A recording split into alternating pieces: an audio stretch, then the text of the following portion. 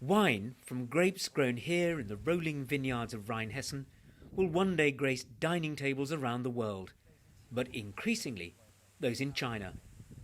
This patchwork of vines hasn't always had a great reputation, and until the 90s turned out millions of bottles of semi-sweet wine like Blue Nun and Liebfraumilch. Now Christopher Turler, along with his brother Johannes and a local group of largely younger winemakers, are rebranding their wines for the international market, with higher quality and a matching price. Turler Winery has been in the family for nearly 500 years. Over time, some aspects have changed far less than others. Hand-picking these Sauvignon Blanc grapes is just one of many techniques they employ to ensure everything is premium quality, essential, they say, in the highly competitive Chinese market.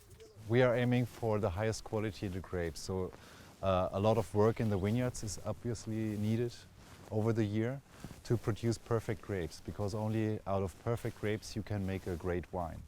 Their winemaking process is kept simple to protect their status as an organic producer and to ensure each of the 120 small vineyards they have maintains its distinctive characteristics. Once the grapes are squeezed, they are left for up to 8 hours to soak up the flavours from the skins and, after pressing, transferred to oak barrels, where the juice, with little added, is left to ferment.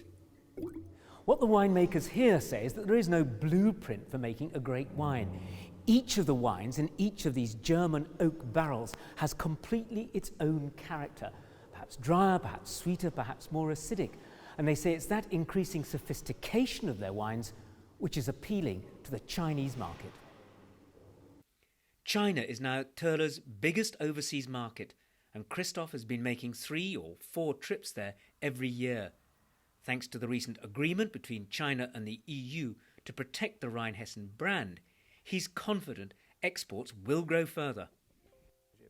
Here at the German Wine Institute, they believe it will prove to Chinese consumers that the brand can be trusted. For our producers, it's also very important, because often those wines which were imitations were of very low quality, obviously a lot cheaper, and they actually destroyed or did harm to the image of our wines. Germany currently produces more than 1 billion bottles of wine a year, though the vast majority is consumed at home. Winemakers say they will have to continue to improve the quality of their wines if they're to increase the value of their overseas sales. Mark Webster, CGTN, Rheinhessen.